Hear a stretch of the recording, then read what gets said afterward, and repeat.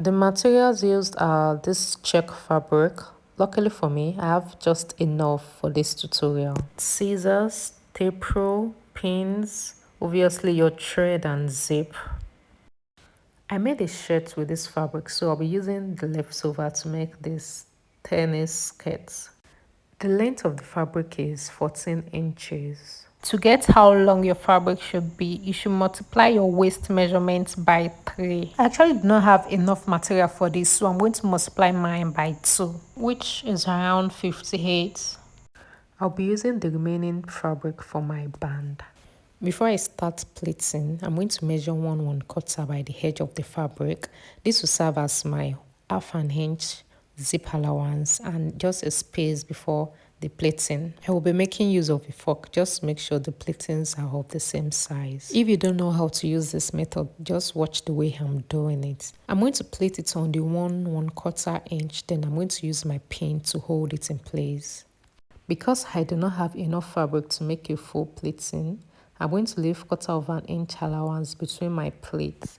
After I have marked it, I'll make sure my next pleat will be folded under 3/4 inch. If you have enough fabric to make this, you don't need to leave space between the pleats. Once I'm done with that, I'm going to pin it down.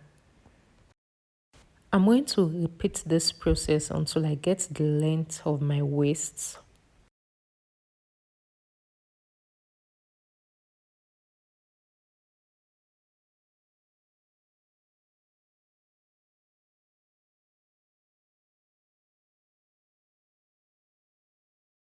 This is how it looks like once I was done pleating the whole fabric. The next step is to measure the length of my pleated fabric to make sure it is my waist measurement plus 1 inch zip allowance. So my waist measurement is around 27 inches plus 1 inch zip allowance. That makes it 28. Once I am certain that the pleated fabric is my waist measurement, I'll go to my sewing machine and just stitch down the edge of the fabric. This is what it looks like after I was done stitching it down. I have also removed the pins on it. The next thing I'm going to do is to pin down the other edge of the fabric, just as I did for the first one. I'll keep on repeating this process until I get to the end of the fabric. Once I am done with the pleating, I'm going to press it down.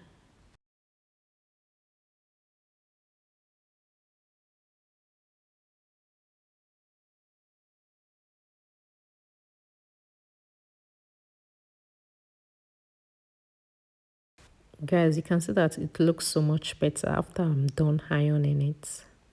The next step I'll be doing is to go to my sewing machine and stitch from the edge of the fabric to a 2.5 inches point. I'm going to do this for all the pleating.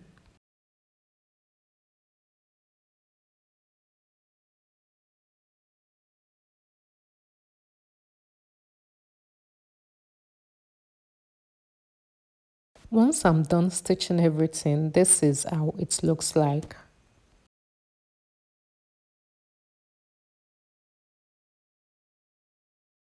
I will be working on my band next. I'll be attaching a paper stay on the band. The length of the paper stay is 2 inches, is around 2 inches. Before pressing my paper stay, I'm going to measure half an inch allowance on the fabric. This is the allowance I'll use to attach my band to my skirt. I'm going to mark half an inch sewing allowance and I'll make sure the paper stay is on the half an inch before I press it on the fabric. I'm going to do this until I get my waist measurement plus 2 inches allowance.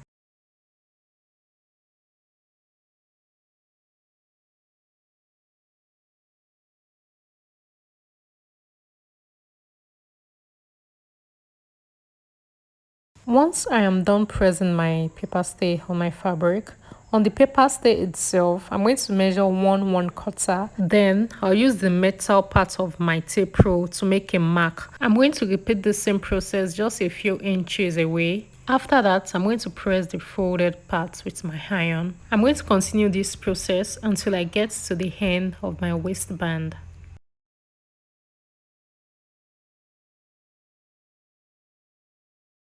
Once I'm done with that, I'm going to measure my waist measurement plus 2 inches allowance. After I've gotten the right measurement, I'm going to cut it out. To finish up the edge of the waistband, I'm going to use this bias tape. You can actually just interlock it. Please note that I'm not stitching the bias tape on the 1/2 inch sewing allowance to attach it to my skirt. I'm stitching it on the other side.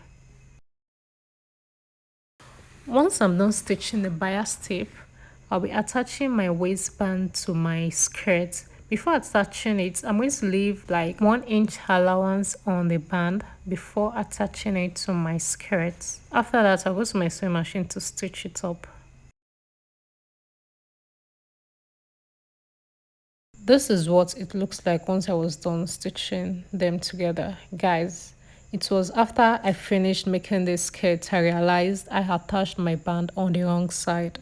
I had to do it all over again. Before top stitching, I'll make sure the stitching allowance is inside the band. So after that, I'll go to my sewing machine to top stitch on the band right there. This is what it looks like after I was done with the top stitching.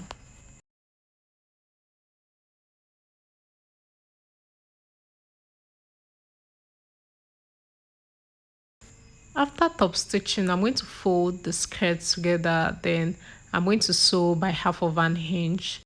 Before stitching it, I'm going to mark where my zip will be.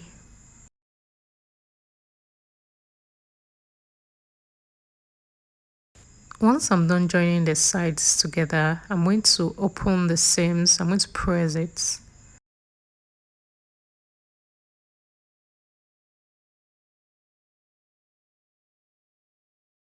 After pressing, I'm going to attach my zip. I'll cut off the excess zip. Once I'm done with that, I'm going to stitch the hem of my skirt. Then we are done with our skirts. This is what it looks like once I was done with it, and this is how I also styled it. Thank you for watching. Bye.